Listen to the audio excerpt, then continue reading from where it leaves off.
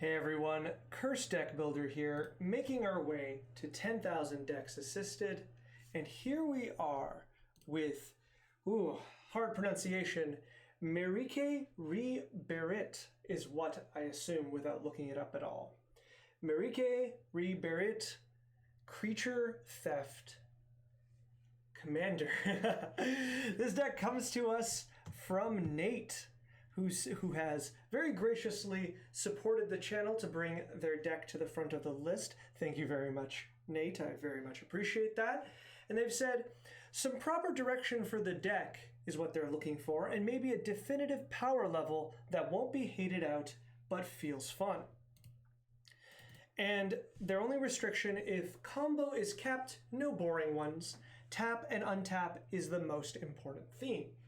All right, Nate, we'll do our best and we'll have a bit of conversation with our commander and fun. But first, I will say, as always, the deck list is in the video description below, and I highly recommend you go and take a look at it. This commander is actually one I created pretty early when I started playing Commander, and I had a lot of fun with her. And I do recommend for a lot of people to take a look at this.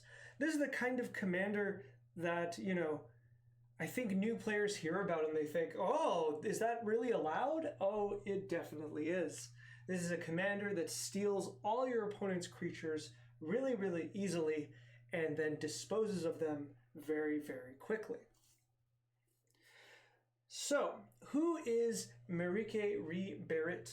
Oh, actually, sorry, before I continue, I will say, while you're in the video description, just a reminder, if you want to send me a deck, if you want me to look at one of your own decks, there is a link in the video description below. All right, back to our commander. Who is she and why are we using her for creature theft? Tribal is what wants to come to my head, but I'm just going to say for a creature theft commander.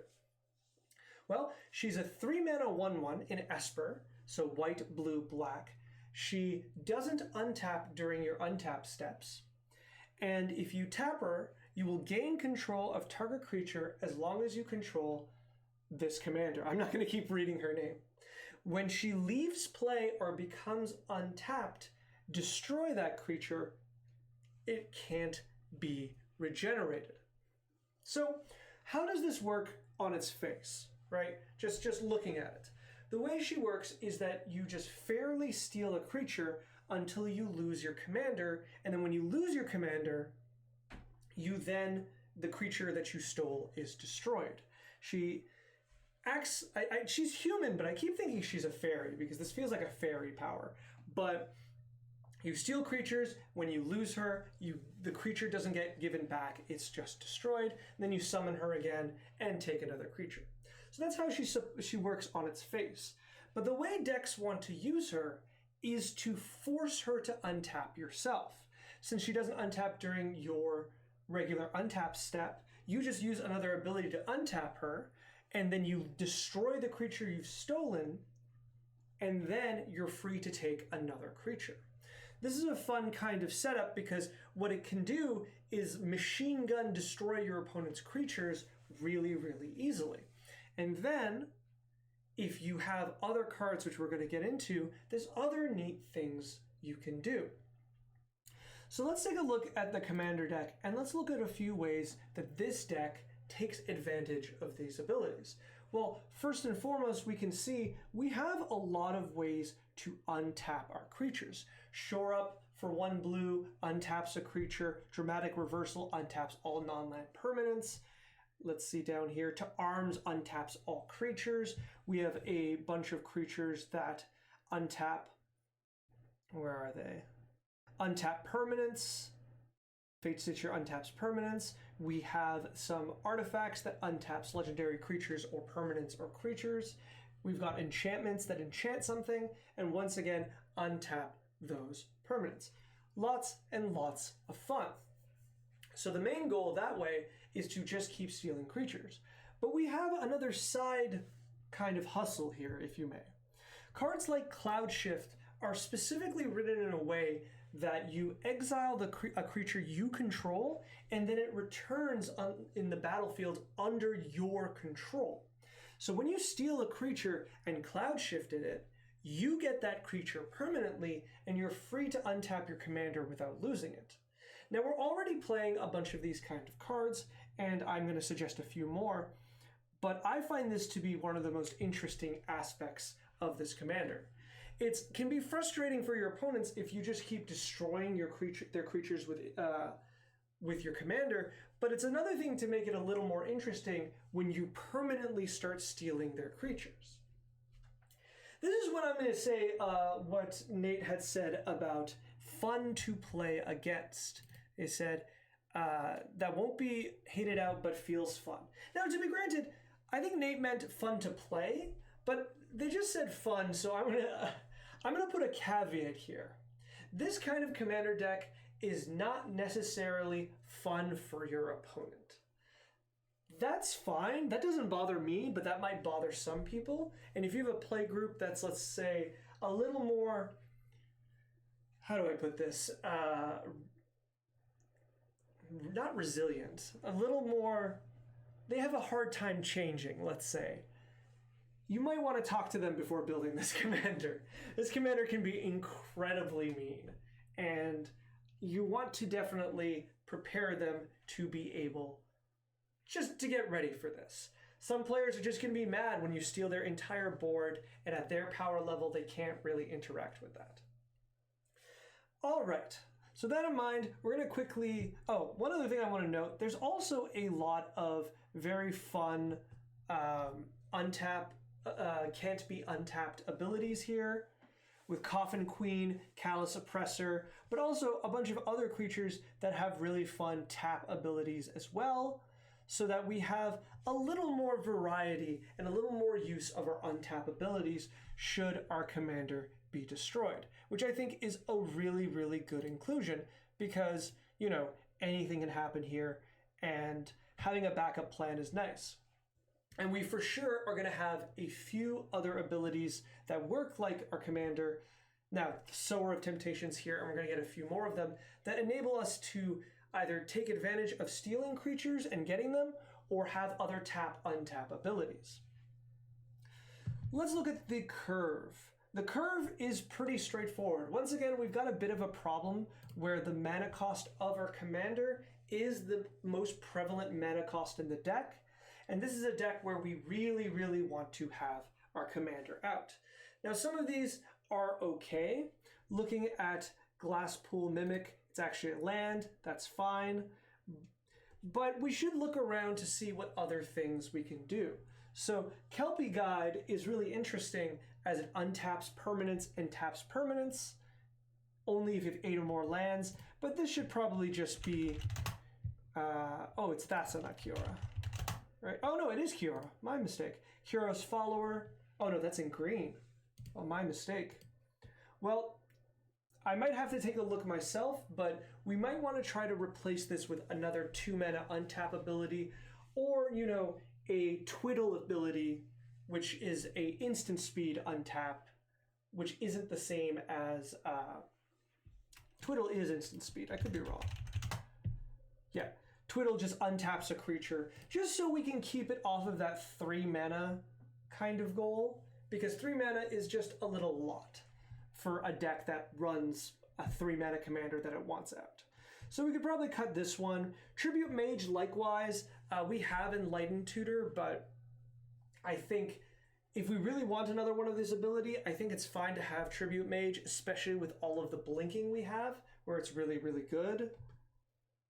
Let's see. Looking at a few others, Fierce Guardianship is free, so that's fine. Obscure Charm, I'm going to have a different suggestion for. I know this reanimates our commander at instant speed, but it's really mana hungry, and a lot of times the other effects aren't great. The fact that it can't destroy a number of commanders or powerful creatures, because it only hits 3 or less, is not great, and its countering is kind of half and half, because it only hits instants and sorceries, so sometimes it's going to be really good, sometimes it's going to be bad. I'm not too impressed with this card, and I think it's easy to cut it. All right, looking down here, let's see. So, this is the thing, a lot of these can't really be cut because they're just kind of integral to the deck. I would just generally look for every single one of these effects that we can probably get at a different mana cost and hope to have that instead. Staff of Domination with infinite mana is a win condition, so I do particularly like that. And I do think there should be a way for this deck to be able to make infinite mana. It's like a touch away if it's not there, because we're playing, you know, all these untap effects like Freed from the Real and Penman's Aura.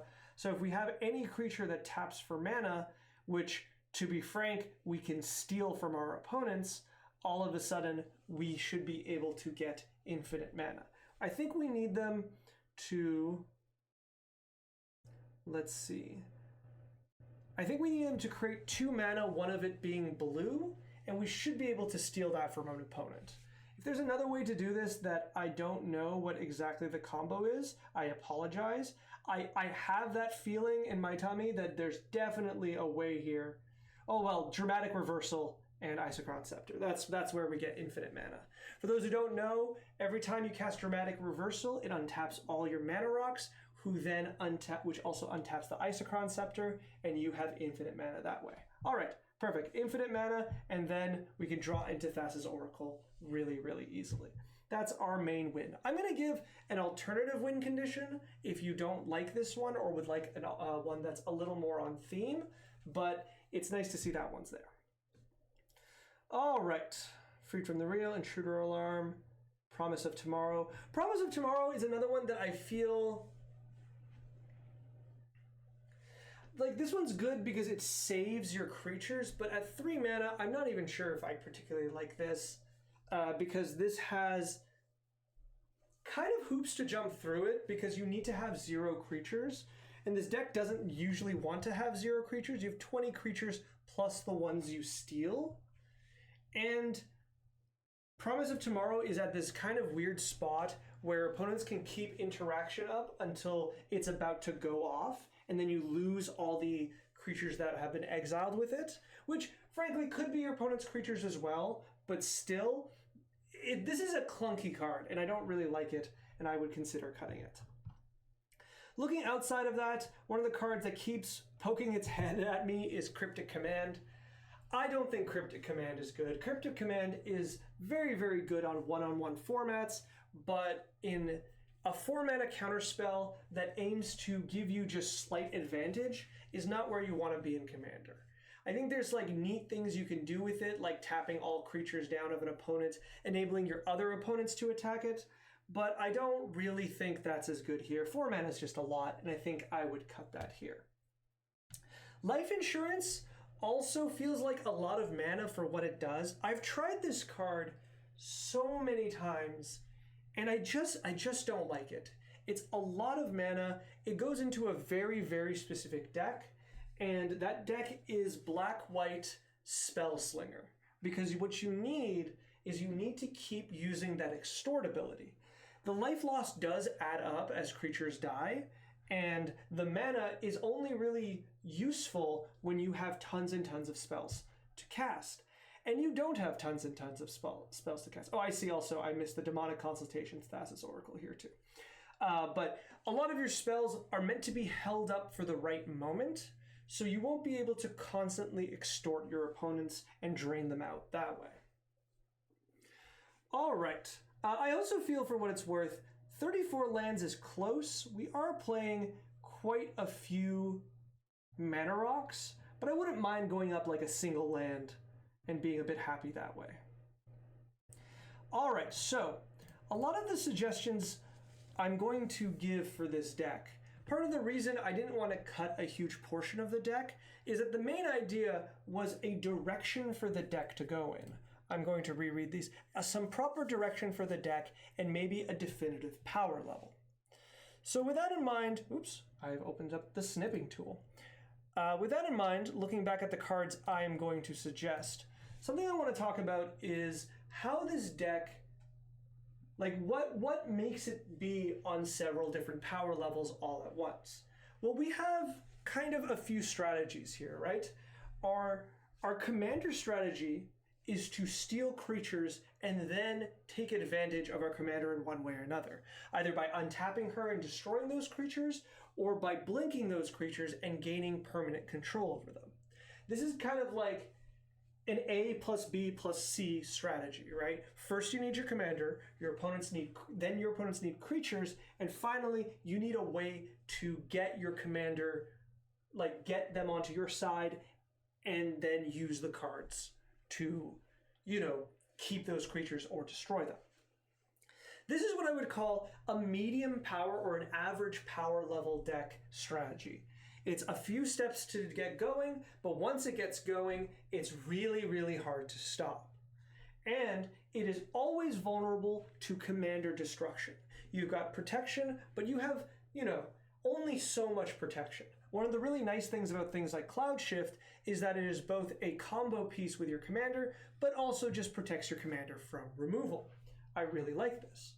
But if your three opponents get together and say, we need to take Nate out, they can just pressure your commander out of the game, and you're kind of in a tougher situation. You're not down and out, but you're in a tougher situation. I think this is a very fair and fun way to play a commander deck like this with a nice, you know, average power level. However, Thassa's Oracle here sits as kind of a foil to this, right? Because Thassa's Oracle with Demonic Consultation or Dramatic Reversal Isochron Scepter with some card draw, both of these kind of represent a situation where out of nowhere you win the game that's not in theme with your commander, it's just a high level kind of instant win, right?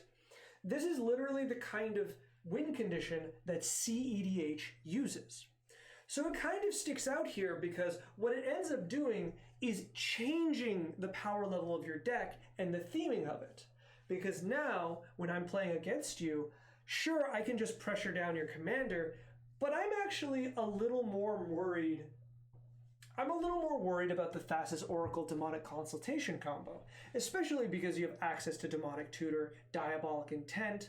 You know, I'm sitting there and I'm waiting to see how many times you tutor and what I need to do to stop you. I'm looking to defeat you by knocking you out of the game as opposed to worrying about your commander so much, right? So you've got those two phases of the deck, one that's very high power and one that's average power. Then there's like kind of a tertiary kind of thing where we have cards like, let me see, Bloodline Keeper, which you can tap and untap. And this is very, very fair. I'm not going to call it like low power because I don't think it is. This is a very strong strategy, but it's a lot of work to get this going, right? You need to play Bloodline Keeper, which is arguably not a great card. However, when you use it in accordance with all of these untap things, all of a sudden, every turn cycle, you're putting out 2 or 3 2/2s. With the dream that once you have enough, bam, we have Lord of Lineage, your vampires are 4/4s, and you're still tapping and giving out more vampires. That's a lot of fun, but my goodness, is that a completely different strategy than the rest of the deck, right? It is definitely lower power than your commander, right? Because this is a strategy that is dealt with a board clear. So though it's really, really interesting, and there are some, like with infinite combos, obviously making infinite vampires and attacking with them is neat. It's just sticks out as a third kind of strange facet of the deck is. So what I'm going to do is I'm going to kind of, with my suggestions, I'm not going to speak toward the Thassa's Oracle thing, because I think if you want to build a Thassa's Oracle Demonic Consultation deck, that's just a different direction to go into. I don't think it uses your commander. My answers are going to be play more instant speed tutors, play more fast mana, and play more free or cheap counter magic. That's the all-in plan of Thassa's Oracle, and that has nothing to do really with your commander. So I'm gonna kind of shy away from that angle. So the two angles I'm going to be talking about that I think are the most interesting for the deck is the tapping, untapping of creatures, and I have a few creatures I want to introduce for that idea, and a few more cards for stealing your opponent's creatures and like taking them permanently from them. All right, so one that is actually not on my list and I want to talk about briefly is Lightning Greaves. Lightning Greaves is a kind of a weird spot in a deck like this because it does give your commander haste, which is really, really important, but it does give her Shroud, which stops some of the combinations to be used with her. It's kind of hard to discern the power of this card. I want to confirm that you're not playing it. Yeah, you're not playing it, but it's interesting, isn't it? Because it kind of does the thing you want and the thing you don't want at the same time. I think it's still worth playing because I think the haste is really important. Alternatively, Swiftfoot Boots with 1 extra mana to equip is the superior version here because Hexproof is just better and it lets you still untap your creature if you need to. But I will say, like both of these cards, it's the haste that you want. Which brings me to my first suggestion. Where is it? There it is. Crashing Drawbridge. There's a number of reasons I want to suggest this, but the first and obvious reason is that it gives your commander haste. I really think this really needs to be considered because being able to play this on turn 2 like Lightning Greaves and turn 3 for free just by tapping these creatures or equipping the Greaves, your commander has haste, is just really, really good. It means you can steal a creature this moment your commander comes out and then reap some benefit from that. What kind of benefit am I suggesting here? Well, being able to steal a Mana Dork early on is really, really nice. Being able to steal Esper Sentinel, being able to steal Dark Confidant.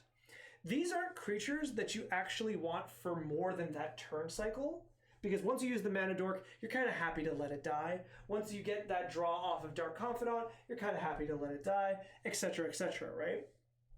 And with that in mind, it allows you to get that first turn cycle. You're taking the card from someone, so they're losing that early game advantage. You get that early game advantage, and then immediately, once you start comboing off, you don't really often care to keep that card. You're happy throwing the Land of War Elf away, or you're happy to, Esper Sentinel and Dark Confidant, maybe you're going to try to keep them, but if you stole something else, maybe you're just happy to throw that away after your next turn and start doing your combo. So that's the first and primary idea. Crashing Drawbridge lets you steal creatures early. But the other big reason it's here is it gives your entire team haste, which means once you've stolen enough creatures, this card is just lethal on board.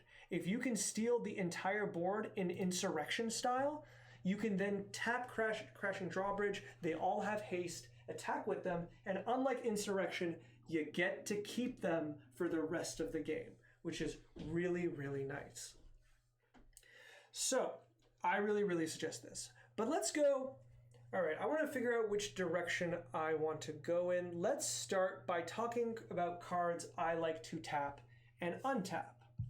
So, first, another kind of artifact that I think can be really useful in a tap-untap build is Paradise Mantle. Paradise Mantle, though it doesn't combo for infinite mana, it allows you to use a lot of your creatures to become Mana Dorks. And this is nice because some creatures you're going to steal aren't going to do anything, and you're willing to pay that one, just make them a Mana Dork so next turn you have an extra mana, or you are willing to, you're willing to use this, my thought just flew out of my brain. Well, you can just use this on your creatures that have untap abilities themselves, so that, you can just use this to tap for mana, get a little advantage when it now untaps without having to attack. Another way to look at this is that if you have cards like Call to Arms, just 2 arms, which untaps your entire team, you get a little more advantage by having Paradise Mantle on a card, because every time you now untap your entire team, you are gaining a mana at least, right? In addition to getting all the other effects that you want. And I think that's really, really good. All right, let's see what kind of cards would like to be untapped. And I only have a few here. Follow Sage is 4 mana Merfolk Wizard, then when it's tapped, you draw a card. Well, you may draw a card. I think this is really good. This is a really fun card advantage type mechanic. With Paradise Mantle and other tap effects, it's just really, really strong. And you're pretty happy to kind of like even just attack with it occasionally because you have the means to keep the board clear. So Follow Sage can attack really, really easily. And then you have a bunch of combinations that can untap it after it attacks and tap it again. You're just going to be very happy with a card like this. It can go really far for that lower power version of the deck. In the literal opposite direction is Hollow Sage. Hollow Sage is the same card backwards, where it triggers on untap and it makes one player discard a card. Now, as we know, one player discarding in a commander game is not the same as you drawing a card. It is weaker. However, being able to trigger this repeatedly can be really, really good to pressure one opponent's hand. And once they're out, you move on to the next card. This is untapping, so once again, it's a little tricky to get it going, but once you get it going, you're going to be really, really happy with the results. If you can use this ability multiple times in a turn, it's just going to be very, very strong. Likewise, another 4-mana card, Inspired Sprite, has a very, very similar text where you tap her to loot, and then she untaps herself through wizards, but you don't need to worry about that because you have a number of untap abilities. This is just really nice because it works in the same way as every other card, where if you're casting 2 arms, if you're untapping creatures, you get just another ability, another dig, another way to use untaps. And what is that card? Intruder Alarm, I believe? Yeah, works really well with cards like this. You're just going to be very, very happy to constantly be tapping, untapping, and just looting through more of your deck. But let's look at 2 more untapped cards that are lower mana and therefore a little easier to play. Painseer is a card that just feels always just so close to being good. Painseer is like Dark Confidant, but it just takes a lot of work to get going. Because what it does is every turn cycle, when you untap him, you get the Dark Confidant effect. That being said, when you have a deck built around tapping and untapping your creatures, Painseer can be triggered so many more times. So it works as a better version almost of Follow Sage, with the caveat that it's just trickier to make work for less mana. So this can be definitely a card that's worth using. Likewise, a card I personally really, really like and wish I could use more often is Disciple of Deceit. Disciple of Deceit has the same Inspired, only triggers on untap, and what she does is that once this happens, you discard a non-land card and then tutor a card of the same mana cost. You have to reveal it, but this is such a powerful ability. The majority of your deck is around the same mana cost. You're going to be able to get the cards you want while discarding the cards that are no longer good in the situation. Really, really cool card. Even though it's a tutor spell, it's incredibly fair. It's just perfectly fine at medium power levels. So let's talk about a little higher power level, and let's talk about a few cards that steal your opponent's creatures. Well, the first thing I want to suggest as an addition is Restoration Angel. It's a little higher mana, but it does the same thing where it steals the creature. If it's you control it, you get it back, but also works very well at blinking your own commander. Then I have 2 auras I'd like to suggest, one being Kaya's Ghost Form, and where are we? Necrogen Communion. Now, what makes these cards really interesting? Kaya's Ghost Form says whenever a creature dies, or it gets exiled, you gain it back, but you can only enchant your own creatures. And Necrogen Communion has enchant a creature you control, and when it dies, return to the battlefield. Is that you can play this on your stolen creatures and then not immediately have to tap him or untap your commander. You can put this on and leave it for a bit, right? Because the thing is, all of the other ones have to be reactive. This one can be proactive. So there could be a situation where you have, let's say you have Kaya's Ghost Form and you have stolen, let's go back to the Esper Sentinel example. You've stolen Esper Sentinel and you'd like to keep that Esper Sentinel. but you don't have a way to blink it, and frankly, you don't have a way to untap your commander, let's just say. You can just put Kaya's ghost form onto that Esper Sentinel and leave it there. Eventually, there will be a situation where it will die, or you will untap your commander or blink this creature, but you don't need to hold up mana for that. You can just let it happen naturally. In the meantime, you reap the benefit of that card. Likewise, like a lot of these other cards that blink our creatures, like Restoration Angel can protect our commander, Kaya's Ghost Form and Necrogen Communion both also protect our commander by, you can just enchant your commander with this ability, and should something happen, you can either sacrifice it to a number of effects, one of which I'm going to suggest, or, Kaya's Ghost Form is pretty good at permanently protecting your commander. It has to be shuffled back in your deck, which is hard to do, but unfortunate if it happens, or bounced to your hand, which means there's no commander tax and you're not too mad. So Kaya's Ghost Form can just be proactively put on your commander, and you're just going to be very, very happy with that. All right, I have one more suggestion on the line of these stealing cards from your opponents, and this one is Athreos Shroud Veiled. Now this one's really interesting to me because I had to reread it because I think I just never quite understood how it works. So this is a Theros God, so it has the Theros God text, but after which it says at the beginning of your end step, put a coin counter on another target creature. And then whenever a creature with coin counter dies or is put into exile, return that card onto the battlefield under your control. So what's really cool about this is I always assumed it could only go on your own creatures, but that is absolutely not the case. You can put coin counters wherever you want. And what's cool about this is this just enables you to steal creatures the old-fashioned way. Like you could play this card as intended and just put coins onto your opponent's creatures, and when they die and Athreos is still out, you just get that creature. Or you can just play it on your own creatures, and as your creatures die, you just get them back. Real cool. Here's the thing though. There's just a little bit of interesting interplay you get when your commander is out and you have this. You can put this coin onto a card and then still gain control of it, like the regular way.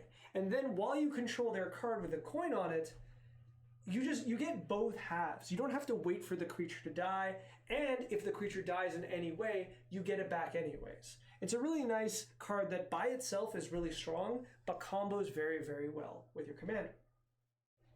Now you might say, Cursed, okay, so these lower power versions of the cards, especially the medium version where we go more into stealing creatures, if we were to take out the Thassa's Oracle combo, how do we make up for it? How do we win the game? Stealing people's creatures is great, but we're pretty weak to board clears. And I agree.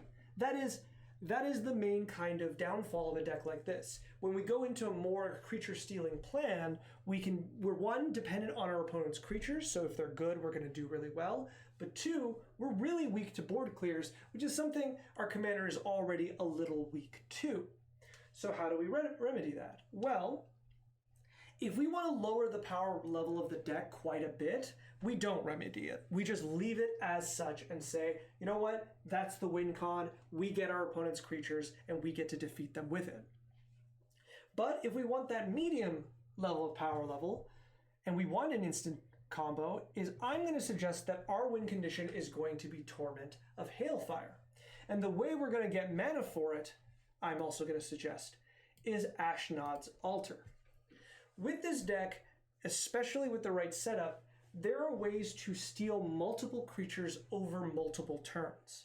And as your team grows, you might be in a situation you can't attack and win profitably, but what you can do is filter all those creatures out through Ashnod's Altar. And as you do, you gain mana that you can then just use to pump into Torment of Hailfire. Now, there's a few other things that I think are interesting about this. This allows us to have just a sack outlet for our commander that is already just really, really good, so that, we can use Kaya's Ghost Form or Necrogen Containment as just a proactive kind of card, sacrifice our commander, get it back. It also lets us, if we're just going to, it's Communion, sorry, I was just making sure. if we're going to untap our commander and lose our opponent's creature, we might as well just sacrifice it for mana, right? And use that mana proactively on our next spell, which can be really, really good, especially with the number of artifacts that we have. But also, this actually gives us a solution to our indestructibility problem. So our commander says, we gain control of a creature as long as you control our commander, but it remedies that by destroying the creature when she untaps. However, if the creature is indestructible, it is returned to its owner. This is kind of tough because it makes it tricky to kind of deal with these cards, especially if we're using cards like Kaya's Ghost Form. The Cloud Shift abilities do work very well against it. However, we can't just get rid of the card if we're not in the right setup. So Ashnod's Altar, the sacrifice effect, is much more effective at getting rid of those cards and therefore can work around the indestructibility of the creature. Something worth considering. All right, and the final card I want to suggest, because I feel like I always suggest this card, and I would make myself sound foolish if I didn't suggest it again, is Unearth. You are playing a 3-mana commander that has black in it. Playing Unearth is really, really easy.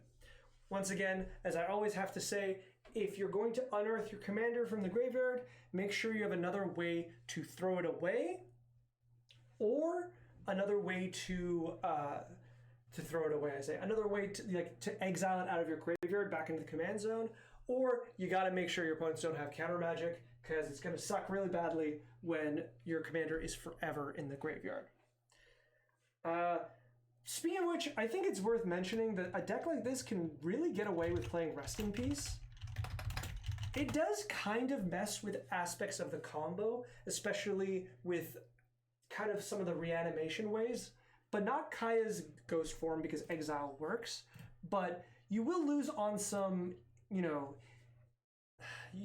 how do I put this? You will lose on some death triggers, which can be important, but Rest in Peace is such a good card, and you can play it in this deck, that I would heavily, heavily consider playing it. Something worth considering. All right, I think that's kind of where I'm going to close this video up. I think the main idea here is I have given a lot of suggestions in different directions where these are the directions you can go into, but you're not putting all of these cards in. I think one of the two lower power directions can be a lot of fun.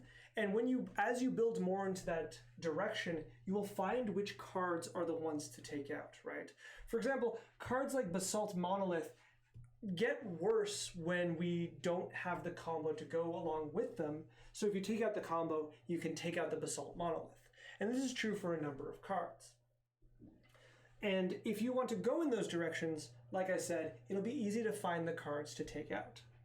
I think the most quote-unquote fun direction is to put more untap creatures, put Paradise Mantle, put some haste, and just have some silly fun untapping and tapping creatures while having an objectively powerful commander right behind this whole strategy. I personally like the medium strategy of stealing your opponent's creatures permanently, but that one has a little more glass cannonness to it, I think that's a word, and is easier to disrupt, but the payoff is really, really high. And finally, like I said before, if you want to keep Thassa's Oracle, if you want to keep that high-level combo, I'm all for it, but that version of the deck is going to look completely different, as we're going to strip out all of the tap-untap abilities and instead fill the deck with just good cards that let you win incredibly quickly. If you have another draft of this deck, I'd love to see it. You can send it in the video description below, and as Nate has done for this video, if you would like to bring your video to the top of the list, there is a link in the video description for that as well.